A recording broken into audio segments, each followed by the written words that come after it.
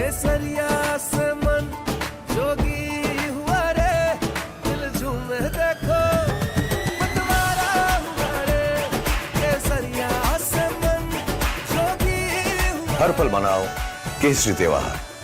विमल, बोलो जुबान केसरी।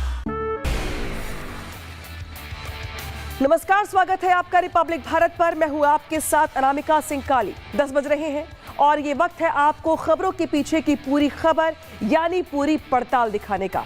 आज खबरों की शुरुआत करेंगे मध्य प्रदेश के इंदौर से। इंदौर में प्रशासन और सरकार की लापरवाही के चलते कई परिवार उजड़ गए और अब इंदौर का पूरा सरकारी सिस्टम सवालों के घेरे में है। एक्शन के नाम पे अधिकारियों को सस्पेंड किया जा रहा है, लेकिन क्या सस्पेंशन से उन परिवारों को इंसाफ मिल जाएगा जिन्होंने अपनों को खो दिया? 8 बार स्वच्छता का ताज पहनने वाला इंदौर, लेकिन उसी इंदौर से आई एक ऐसी खबर जिसने सिस्टम की सफाई पर बड़ा सवाल खड़ा कर दिया। जहां नालों का पानी सड़कों पर नहीं बल्कि लोगों के गिलास तक पहुंच गया और पीने का पानी मौत की वजह बन गया। और अब उस पर सियासतदानों के बयान ऐसे कि आपको हंसी भी कम पड़ जाएगी और गुस्सा ज्यादा आएगा। लेकिन फिलहाल वहां पर ताजा हालात कैसे हैं और किस तरीके से सरकार की ओर से जांच और कार्रवाई की बात कही जा रही है, रिपोर्ट में दिखाते हैं।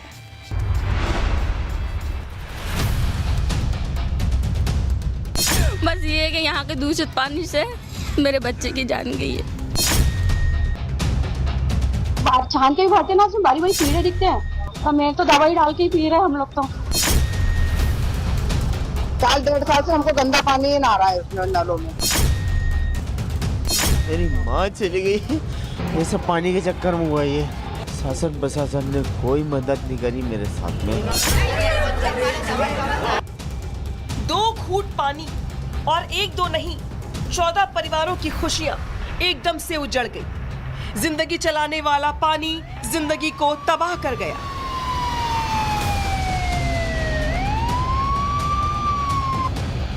गम कई है, सवाल कई है। इनसे मिलिए, ये है राजू ध्रुपद और उनका बेटा किशोर ध्रुपद। इनकी आंखों में ये सिर्फ आंसू नहीं है बल्कि गुस्सा भी है। प्रशासन की लापरवाही ने राजू से उनकी पत्नी और किशोर से उनकी मां हमेशा के लिए छीन ली। ये मेरी पत्नी थी गीता ध्रुवकर। ये पानी पीने से सहन नहीं हुआ उनको। 2 दिन से मेरे को कंफ्यूज था मैं कि 2 दिन से है ना मेरी मिसेस की सांस रुक गई है, लेकिन ये वेंटिलेटर पे फालतू फंसा के सांस चला रहे थे हवा से ऑक्सीजन की। पहले से सुन लेते तो आज मेरी घरवाली बच तो जाती बाबूजी। मेरी माँ चली गई, ये सब पानी के चक्कर में हुआ। ये शासन प्रशासन ने कोई मदद नहीं करी मेरे साथ में। मेरे परिवार के अलावा कोई प्रशासन नहीं आया मेरे पास में। इंदौर में जो कुछ भी हुआ है वो बहुत ज्यादा चिंता में डालने वाला है। इंदौर का भगीरथपुरा पिछले कई सालों से जहरीला पानी पीता रहा। लोग शिकायत करते रहे, आश्वासन मिलता रहा, लोग परेशान होते रहे। जहां कार्रवाई होनी चाहिए थी वहां कार्रवाई नहीं हुई। ये तस्वीरें इंदौर की है। जो शहर सबसे ज्यादा स्वच्छ होने के लिए जाना जाता है, वो शहर जिसे कई बार स्वच्छ शहर का अवार्ड तक मिला, अब उसी शहर की पहचान एक ऐसे शहर के रूप में होगी जिसमें लोग सिर्फ 1 घूंट पानी की बूंद के लिए तरस रहे हैं। पानी की वजह से जिस शहर में लोगों की जान गई है और जिस शहर के नेता इस मुश्किल घड़ी में भी अकड़ दिखा रहे हैं, झूला झूल रहे हैं, दूषित पानी पिला रहे हैं और लोग इस दूषित पानी से अपनी जान गंवा रहे हैं। लेकिन सीएम मोहन यादव पी रहे हैं बिसलरी वाला पानी। और बेशर्मी तो देखिए, इस पार्टी के पार्षद कमल वाघेला ने शर्मिंदा होना तो दूर, आने वाले समय में ऐसा ना हो इसकी गारंटी लेने से भी साफ मना कर दिया। तस्वीर वायरल हो रही है, झूले पर झूल रहे हैं आप, ये क्या है? बहुत सारी तस्वीरें जिसमें 3 दिन से लगातार रात में जग रहा हूँ। तस्वीर और चल रही थी, कैलाश विजयवर्गीय के सामने बिस्लरी की बोतल रखी थी। आपसे मैं पूछता हूँ, पानी नहीं पीते आप? नहीं, बिल्कुल पीता हूँ। पीना चाहिए कि नहीं मंत्री को पानी? लेकिन अपने जैसा पिए लोग, यही क्या? मैं क्या बोल रहा हूँ, पानी बिस्लरी नहीं पीना चाहिए क्या इस समय? नहीं, बिल्कुल पीना चाहिए, लेकिन उन लोगों को भी तो पिलाई, आम जनता को बिस्लरी पिलाई। बिस्लरी क्या, जो चाहेंगे वो हम पिला रहे हैं। दवाई भी दे रहे हैं, भर्ती भी करवा रहे हैं, टैंकरों से पानी भेज रहे हैं। दवाई की नौबत ही नहीं आएगी, अब साफ पानी पिला दीजिए बस। पानी आज साफ आया है। कसम खा रहे हैं आज के बाद साफ पानी आएगा? देखिए, आप जो प्रश्न जिस प्रकार से कर रहे हैं ना, कोई गारंटी नहीं ले सकता, आप भी नहीं ले सकते किसी चीज़ की, कल क्या घटना हो जाएगी। इंदौर के भगीरथपुरा में ही पानी में जहर है ऐसा भी नहीं है, बल्कि इसी शहर के 59 जगहों पर पानी पीने के लायक नहीं है। प्रदूषण नियंत्रण बोर्ड ने इसको लेकर कई बार नगर निगम को चेताया भी था, लेकिन उनके कानों तक जू नहीं रेंगी और इसका भयावह नतीजा आप सभी के सामने है। प्रदूषण नियंत्रण बोर्ड की रिपोर्ट से जो खुलासा हुआ है, उसके मुताबिक 2016-17 और 17-18 के दौरान 60 स्थानों से पानी के सैंपल लिए गए थे।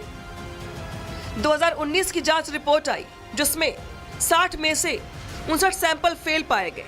पानी में टोटल कोलीफॉर्म बैक्टीरिया मिला, जो सेहत के लिए बहुत खतरनाक है। बोर्ड ने नगर निगम को 3 बार पत्र लिखकर दूषित पानी के लिए चेताया। इलाकों में उपचार के बाद भी पानी की आपूर्ति करने की बात कही, लेकिन जमीनी स्तर पर कोई ठोस कार्रवाई नहीं हुई। मामले की जानकारी central ground water board Bhopal को भी दी गई थी। इंदौर में खराब पानी की सबसे बड़ी वजह पानी की पाइपलाइन में ड्रेनेज का मिलना बताया जा रहा है। हालात बिगड़ने पर आनन फानन में पाइपलाइन की मरम्मत की गई है, जहां से लीकेज की समस्या आई थी। ये काली वाली जो पाइप है, मोटी पाइप जो सप्लाई चेन है, इसको टाइट किया गया, लेकिन अभी जो लोग अभी सुबह आए हैं यहाँ पर अभी फिर से लीकेज है। ज़रा जूम करके देखना वहाँ पे, और वहाँ पर जहाँ ज्वाइंट है वहाँ से लगातार पानी रिस रहा है, यानी कि आसपास के जो पानी है, जो भी बैक्टीरिया होंगे, चाहे जो भी चीज़ें, वो इस पानी में आके मिलेंगे, जो मेन सप्लाई पाइप है। लेकिन जो लीकेज है वो ख़त्म नहीं हो रहा है। तो जो टेक्नीशियन है वो बेहतर बता पाएंगे कि आखिर लीकेज, भैया ये लीकेज क्यों हो रहा है?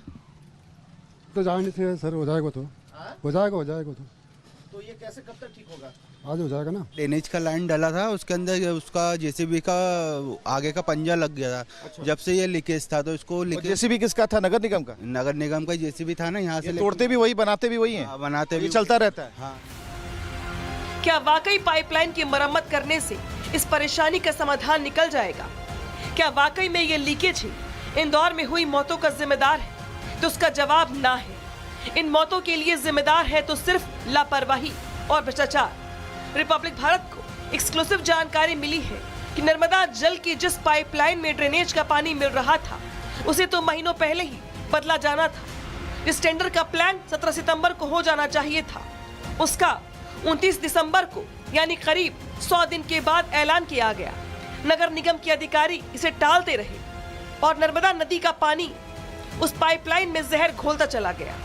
इंदौर में जब मौत का आंकड़ा बढ़ा, तब जाकर सरकार की नींद खुली, प्रशासन एक्शन में आया और अब सीएम मोहन यादव ने अपर आयुक्त को हटाने के निर्देश दिए। प्रभारी अधीक्षण मंत्री से जल वितरण कार्य विभाग का प्रभार वापस लेने का फैसला किया गया। इंदौर नगर निगम आयुक्त और अपर नगर आयुक्त को इस संबंध में कारण बताओ नोटिस जारी किया गया है। लेकिन सवाल यही है कि ये सब कुछ अभी क्यों हो रहा है? जब समस्या पुरानी है तो एक्शन पहले क्यों नहीं हुआ? अभी क्या ये कार्रवाई सिर्फ खाना पूर्ति के नाम पर हो रही है? सवाल ये भी है कि क्या इतनी मौतों के लिए जिम्मेदार सिर्फ अधिकारी हैं? क्या सरकार की कोई गलती नहीं है? क्या सरकार की नजर में लोगों की जिंदगी की कीमत सिर्फ इतनी ही है? आप गिल्ट फील कर रहे हैं? आप गिल्ट तो है ना, क्यों नहीं? इतनी बड़ी घटना में गिल्ट तो है। मोहन यादव से मुलाकात होगी? नहीं, मेरी माननीय मुख्यमंत्री से मेरी मुलाकात किस तरह? आप करेंगे मुलाकात? अपनी बात भी तो रखेंगे। मैं अभी देखिए, इतने सारे आप सवाल पूछ रहे हैं, अभी जस्ट वहाँ से निकले हैं और सब आप ही मुझे सूचना दे रहे हैं, मैं भी इससे ज़्यादा कुछ नहीं कह पाऊंगा। साफ तौर पर यहाँ पर संजीव श्रीवास्तव कह रहे हैं कि अभी कुछ भी नहीं कहेंगे, कहने के लिए कुछ बचा नहीं है, कहने के लिए कुछ बचा नहीं है।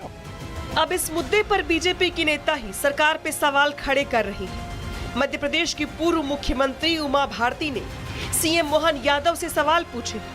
उमा भारती ने पोस्ट कर लिखा कि इंदौर दूषित पानी के मामले में ये कौन कह रहा है कि हमारी चली नहीं? जब आपकी नहीं चली तो आप पद पर बैठे हुए बिस्लरी का पानी क्यों पीते रहे? पद छोड़कर जनता के बीच क्यों नहीं पहुंचे? ऐसे पापों का कोई स्पष्टीकरण नहीं होता, या तो प्रायश्चित या दंड। इंदौर में अभी भी दूषित पानी का कहर लगातार जारी है। कई लोग हॉस्पिटल की बेड पर पड़े हुए हैं। सोचकर थोड़ा अजीब लगता है, लेकिन सच यही है कि जो इंदौर सफाई के लिए हमेशा वाहवाही लूटता था, उसी इंदौर पर अब एक काला धब्बा लग गया है, वो भी जहरीले पानी की वजह से। अगर यही पाइपलाइन पहले ठीक हो गई होती, अगर लोगों की समस्या पर पहले ही अधिकारी थोड़ा जागरूकता दिखा लेते, तो आज ये हाल नहीं होता। सीएम मोहन यादव को जरूर सोचना चाहिए कि आखिर इंदौर की इस हालत को कैसे दुरुस्त किया जाएगा। Bureau report, Republic Bharat. तो जिस शहर को पूरे देश में स्वच्छता की मिसाल के तौर पे जाना जाता था, आज वहां पर गंदगी की सारी हदें पार हो गई। गंदगी भी ऐसी कि लोगों की जान पर बनाई। कई लोगों की मौत हो गई तो उससे कहीं ज्यादा जिंदगी और मौत से जूझ रही है। हालांकि इस बीच इस खबर को लेकर बड़ी जानकारी सामने आ रही है। दूषित पानी के मामले में कमिश्नर पर कार्रवाई हुई है। नगर निगम कमिश्नर दिलीप यादव को हटाया गया है। अपर निगम आयुक्त रोहित सिसोनिया निलंबित किए गए हैं। इसके अलावा प्रभारी इंजीनियर संजीव श्रीवास्तव भी निलंबित किए गए हैं। तो अब देखिए, यहाँ पे मोहन सरकार की ओर से लगातार कार्रवाई की जा रही है। अब यहाँ पे नगर निगम कमिश्नर दिलीप यादव को हटाया गया है। साथ ही साथ अपर निगम आयुक्त रोहित सिसोनिया भी निलंबित किए गए हैं। इसके अलावा अपर जो इंजीनियर हैं उनको भी यहाँ पर हटाया गया, जो प्रभारी इंजीनियर है उनको हटाया गया है, निलंबित किया गया है। तो अब यहाँ पर कार्रवाई तो चल रही है, लेकिन सवाल खड़े होते हैं कि आखिर जो मौतें हुई हैं उनका जिम्मेदार कौन है। सिस्टम जिसकी बात हम कर रहे हैं यहाँ पर, जिसकी जवाबदेही तय होनी चाहिए थी, अब उस पर कार्रवाई की जा रही है। और अब खबरों में आगे बढ़ेंगे और अब बात करेंगे पश्चिम बंगाल की। पश्चिम बंगाल में इसी साल विधानसभा के चुनाव होने हैं और चुनाव से पहले बंगाल की फिजाओं में कुछ ऐसे मुद्दे घुल गए हैं जिन्होंने ममता दीदी की मुश्किलें बढ़ा दी हैं।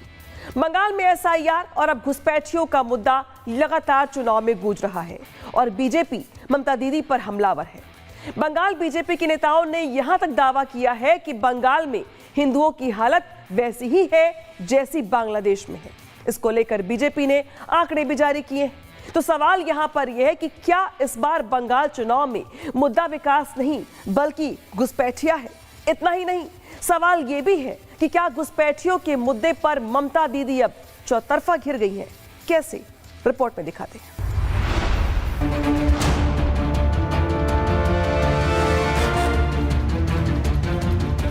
भ्रम की राजनीति करते हैं और कहते हैं वोट चोरी, कानून व्यवस्था ध्वस्त है, ममता बनर्जी मस्त है।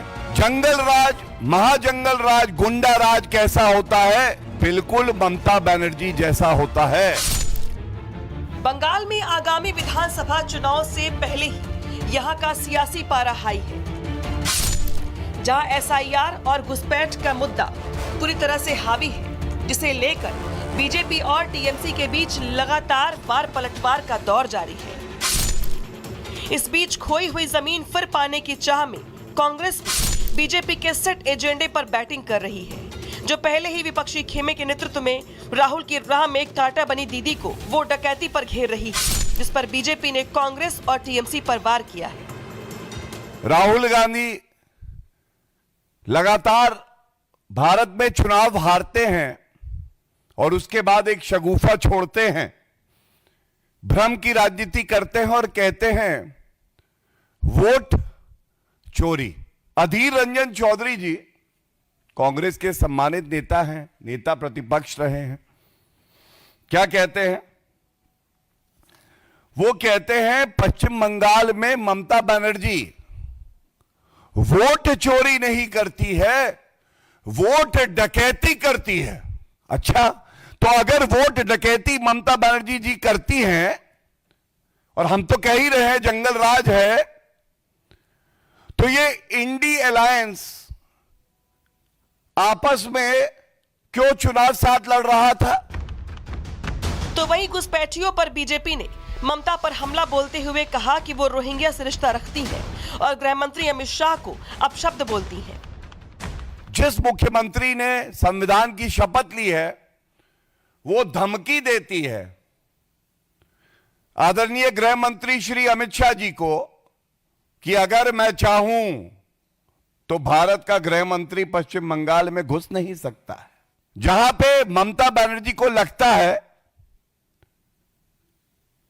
रोहिंग्या जो घुसपैठिए हैं वो तो उनका वोट बैंक है, उनके साथ तो ममता बनर्जी रिश्ता बनाए रखना चाहती हैं, लेकिन भारत के गृह मंत्री जी के लिए अपशब्द कहती है। इतना ही नहीं, राज्य बीजेपी इकाई ने पश्चिम बंगाल और बांग्लादेश में हिंदुओं को एक जैसी स्थिति होने का दावा किया। पोस्ट कर ये कहा कि 26 दिसंबर 2025 फिरोजपुर सदर जिले में 5 हिंदू घरों में आगजनी हुई, जबकि पश्चिम बंगाल में 12 अप्रैल 2025 को मुर्शिदाबाद जिले में हिंदुओं के घर में आगजनी हुई। इसके अलावा 27 दिसंबर 2025 को फिरोजपुर में हिंदुओं के घर जलाए गए, तो वहीं 16 जून कोलकाता में हिंदुओं की दुकानों में आगजनी हुई। तो वहीं बंगाल में एसआईआर के मुद्दे पर टीएमसी सांसद अभिषेक बैनर्जी ने चुनाव आयोग और बीजेपी पर हमला बोला है। বাংলার গরিব মানুষকে তার মৌলিক অধিকার থেকে বঞ্চিত করতে এসআইআর নিয়ে এসেছে। এরা নিয়ে এসেছে এসআইআর, আর মানুষ গণতান্ত্রিকভাবে ভোটের বাক্সে জবাব দিয়ে করবে এদের বিরুদ্ধে এফআইআর। तो वहीं एसआईआर और घुसपैठियों को लेकर गर्माते माहौल के बीच मुर्शिदाबाद में बाबरी की नींव रखने वाले हुमायूं कबीर ने मस्जिद के मुद्दे के सहारे राजनीति की है। जितना दिन है मस्जिद कंप्लीट नहीं होगी, हर जुम्मा में यह नमाज चलेगी, हर जुम्मा में 5 वक्त नमाज भी चलेगी, हर जुम्मा भी नमाज यहाँ अदाई करेंगे, मुसलमान लोगों को इबादत करेंगे। किसी के कोई हिम्मत नहीं है यहाँ का नमाज पढ़ने के लिए रुके, किसी को हिम्मत नहीं है, किसी को हिम्मत नहीं है। मेरा चैलेंज लेके बोल। पश्चिम बंगाल में विधानसभा चुनाव के पहले एसआईआर और घुसपैठ का मुद्दा गर्म है, जिसे हर कोई अपने हिसाब से इस्तेमाल कर रहा है। ऐसे में देखना यह है कि जनता इस पर कैसे रिएक्ट करेगी। Bureau report, Republic Bharat.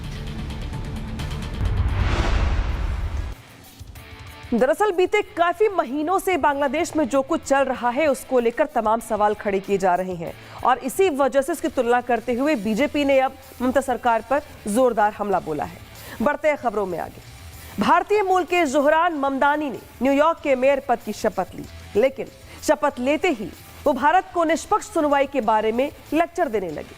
वो ममदानी जो पाकिस्तान, बांग्लादेश और अफगानिस्तान में हिंदुओं पर हो रहे अत्याचार को लेकर चुप्पी साध लेते हैं, और वो जो शर्जील इमाम और उमर खालिद जैसे लोगों को सिर्फ इसलिए बचाना चाहते हैं क्योंकि वो मुसलमान हैं।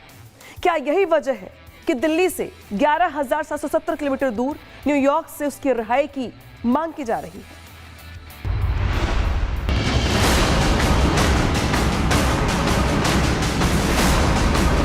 भारतीय मूल के जोहरान ममदानी न्यूयॉर्क के मेयर हैं। उन्हें न्यूयॉर्क की जनता ने चुना है, लेकिन न्यूयॉर्क के मेयर ममदानी भारत के विरोधियों से हमदर्दी जता रहे हैं। जो शख्स एंटी इंडिया एजेंडा चलाता है उससे हमदर्दी जता रहे हैं।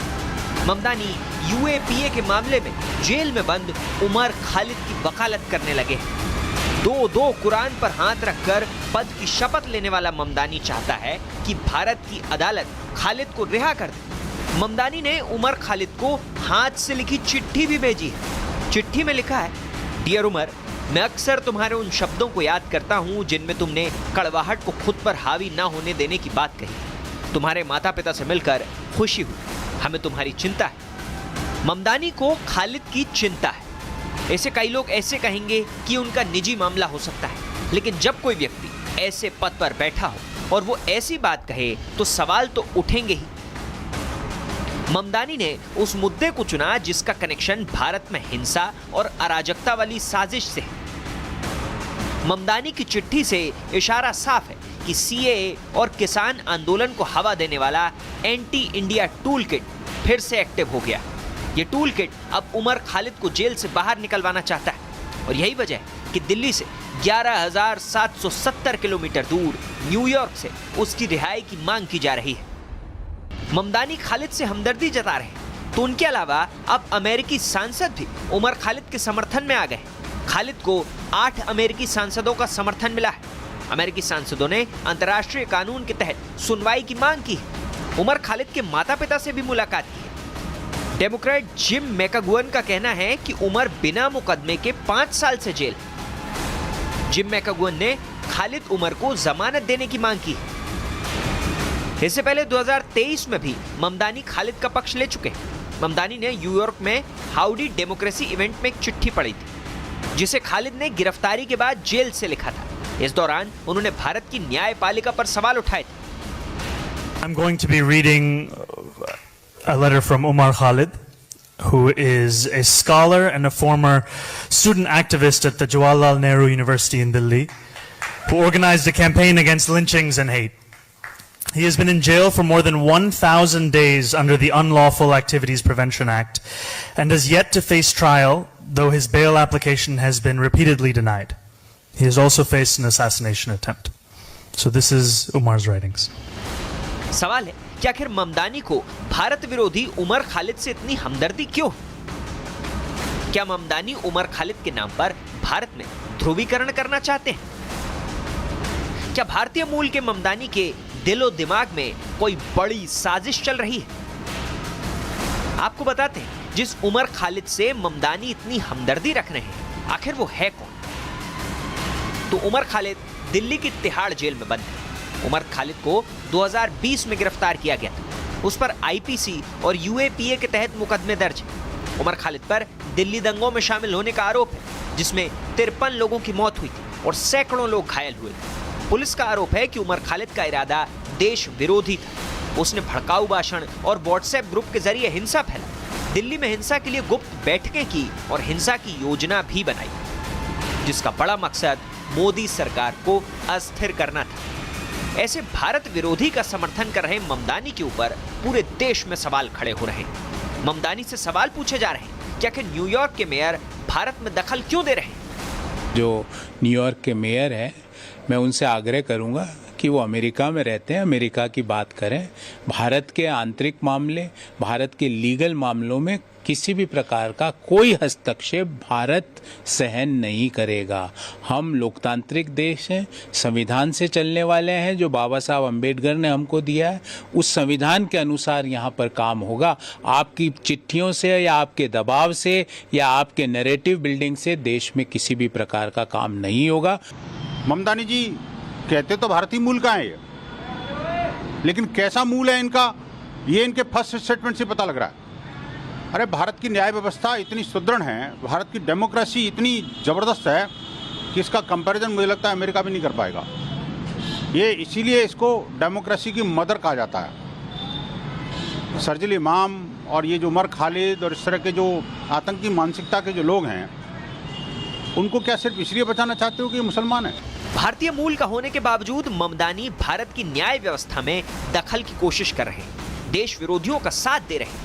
ये मुद्दा अब सिर्फ उमर खालिद का नहीं, बल्कि देश की एकता और सुरक्षा का सवाल बन चुका है। ममदानी को एक बात समझ लेनी चाहिए कि भारत के खिलाफ कोई भी साजिश बर्दाश्त नहीं की जाएगी। Bureau report, Republic Bharat. और अब आपको बताते हैं कि ऑपरेशन सिंदूर के बाद जम्मू कश्मीर में आतंक की लगातार कमजोर हो रही जड़ों को फिर से पानी देने के लिए आतंकी संगठन जैश मसूद अजहर की पुरानी ऑडियो क्लिप जारी कर रहा है। उसकी कोशिश है कि एक बार फिर जिहाद का जहर कश्मीर के युवाओं के मन में घोला जा सके। ये ऑडियो क्लिप अचानक सोशल मीडिया पर वायरल हो गई। दावा किया जा रहा है कि ये मसूद अजहर की आवाज है और वो अपने मुजाहिदों को उस रात की कहानी सुना रहा है जब वो भारत की कैद से छूटा था। रिपोर्ट देखिए।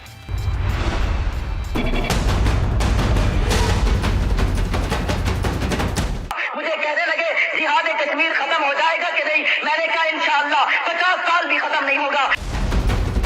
मसूद अजहर जो कुछ दिन पहले ये याद कर रहा था कि उसे भारत की जेल में किस कदर पीटा गया, अब उसी की एक और ऑडियो क्लिप वायरल है। इस ऑडियो क्लिप के साथ यह दावा किया गया कि मसूद अजहर कंधार कांड को याद दिलाते हुए कश्मीर के युवाओं को फिर से जिहाद के नाम पर बरगलाने की तैयारी में जुट गया है। उसकी बातें इस तरफ इशारा करती हैं कि जैश और लश्कर का मकसद सिर्फ और सिर्फ जिहाद के नाम पर बरगलाना है।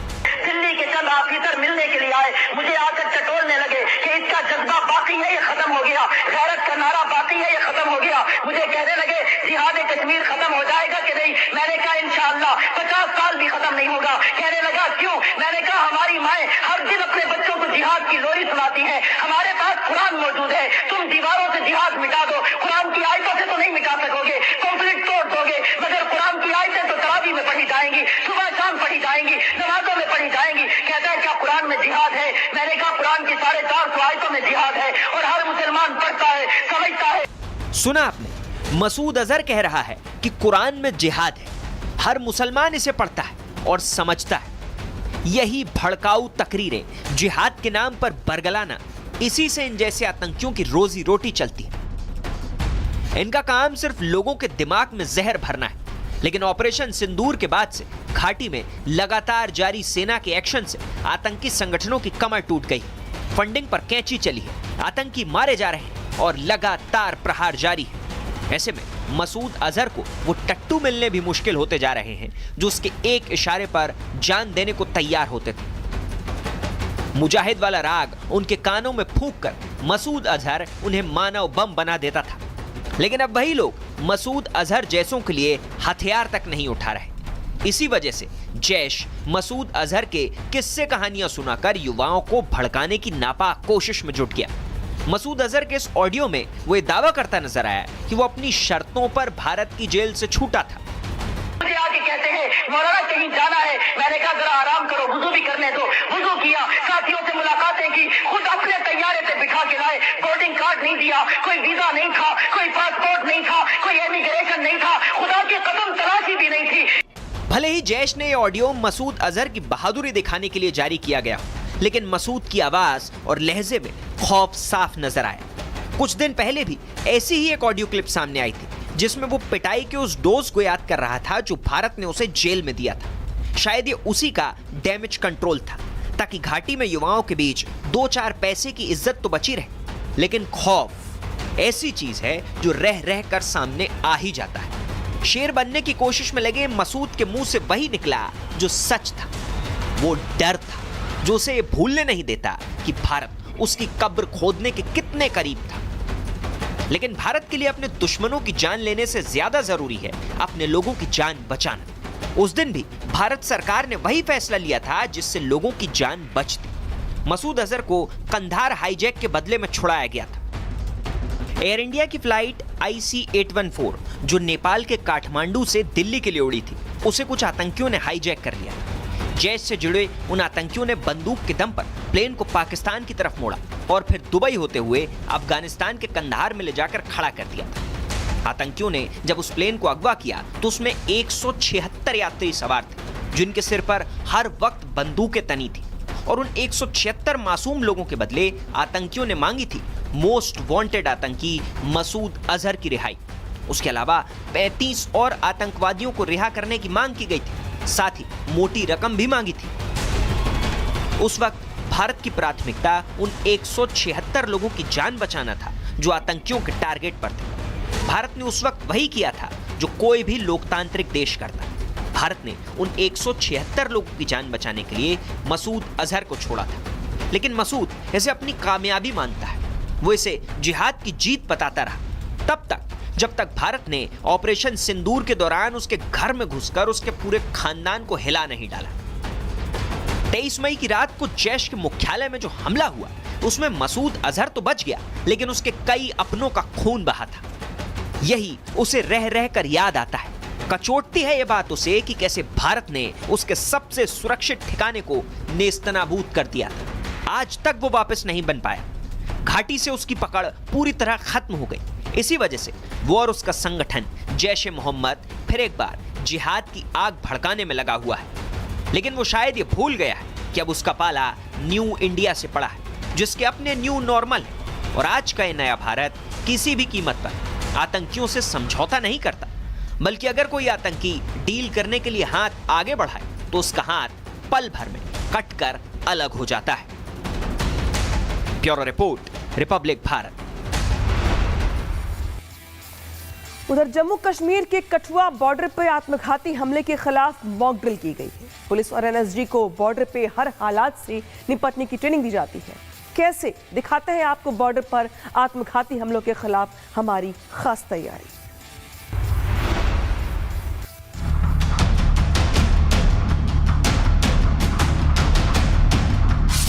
हिंद के शूरवीर तैयार हैं, घाटी में हर खतरे से निपटने के लिए मुस्तैद हैं। NSG के कमांडोज हर नापाक साजिश को नाकामयाब करने के लिए पूरी तरह से अलर्ट हैं। वैसे तो सरहद पार के दहशतगर्दों को निपटाने के लिए NSG हमेशा तैयार रहती है, लेकिन जब आतंकी आम लोगों को ढाल बनाते हैं तो चुनौती थोड़ी बढ़ जाती है। ऐसे ही हॉस्टेज हालात से निपटने के लिए जम्मू कश्मीर में एनएसजी का ड्रिल चल रहा है।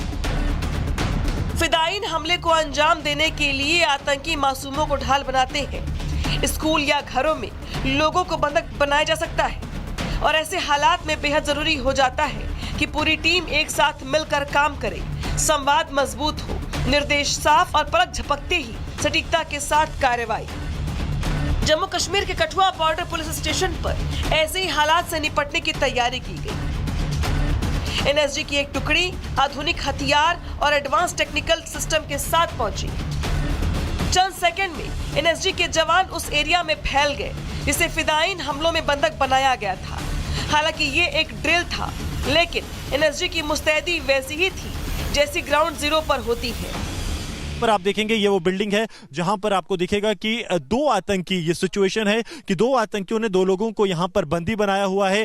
पूरे इलाके को जम्मू कश्मीर पुलिस ने अब घेर लिया है और कोशिश ये है कि जल्द से जल्द इस ऑपरेशन को अंजाम दिया जाए और होस्टेज जो यहां पर हैं उन्हें जिंदा छुड़ाया जाए। अगर पाकिस्तान के आतंकी जम्मू कश्मीर के किसी भीड़भाड़ वाले इलाके में हमला करते हैं या फिर किसी दफ्तर या स्कूल को अपने कब्जे में कर लेते हैं, लोगों को बंधक बनाते हैं, तो फिर एनएसजी का रिस्पांस ऐसा ही होता है जैसा आप अपने स्क्रीन पर देख पा रहे हैं।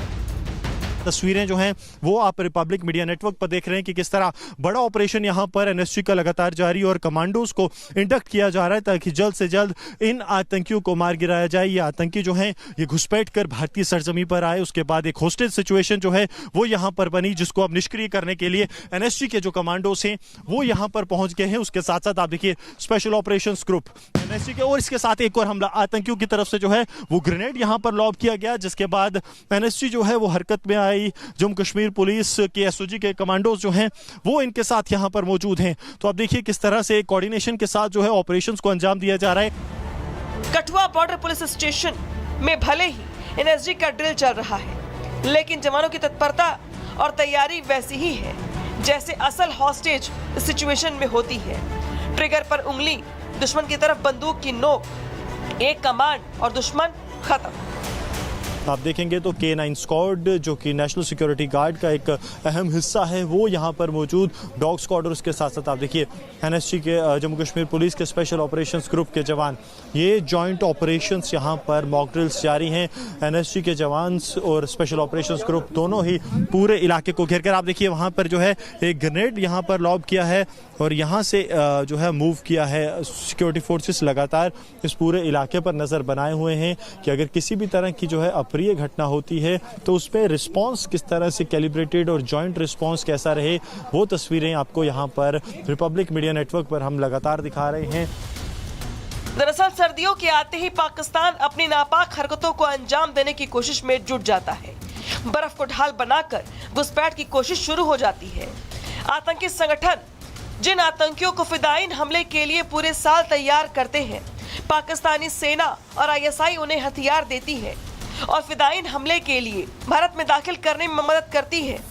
इस बार भी सर्दियों में आतंकियों के एक्टिव होने का इनपुट है।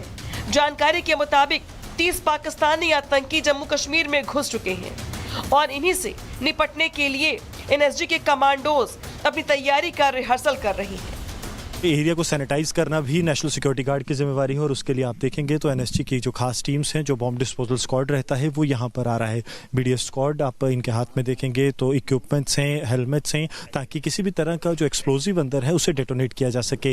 वो फुल गियर्स के साथ यहाँ पर एंटर करेंगे और उसके बाद इनके पास जो है ये DSMD है, डीप सर्च मेटल डिटेक्टर, यानी कि किसी भी तरह का जो एक्सप्लोजिव होगा उसे यहाँ पर पहले ये डिटेक्ट करेगा और उसे डिटेक्ट करने के बाद इस थ्रेट को जो है वो थ्वाट किया जाएगा।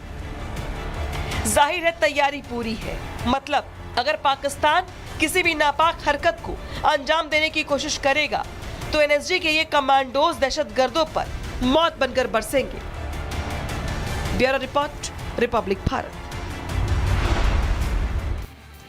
बांग्लादेश में हालात दिन पर दिन खराब होती जा रही हैं। हिंदुओं पर अत्याचार की सारी हदें पार हो गई है। पूरी दुनिया बांग्लादेश के हिंदुओं की हालत पर चिंता जता रही है। एक तरफ हमारे पड़ोसी देश अस्थिरता के दौर से गुजर रहे हैं, तो वहीं दूसरी ओर शांति सद्भाव के साथ भारत लोकतांत्रिक मूल्यों के साथ विकास कर रहा है। लेकिन देश में ही ऐसे राजनेताओं की कमी नहीं है जो अपनी सत्ता पाने की चाहत में पड़ोस जैसी अस्थिरता यहां भी होने का ख्वाब देख रही है। इसी फहरिस्त में अभय चौटाला का नाम भी शामिल हो गया है, जिन्होंने बांग्लादेश का उदाहरण देते हुए कुछ ऐसा कह दिया कि बवाल बढ़ गया। ऐसा क्या कहा गया उनकी ओर से, दिखाते हैं आपको खास रिपोर्ट में।